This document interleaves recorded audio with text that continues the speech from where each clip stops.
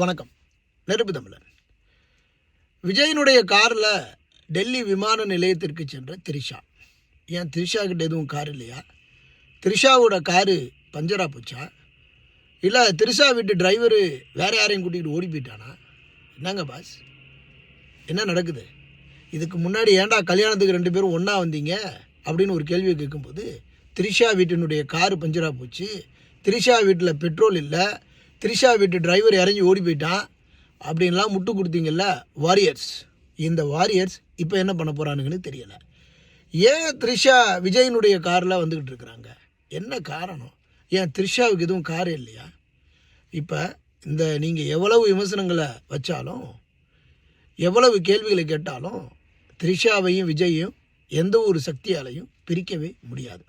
சிவனும் பார்வதியைப் போல இவங்க 2 பேரும் பயங்கரமான ஒரு சக்தியாக, அணு சக்தியாக இருக்கிறாங்க.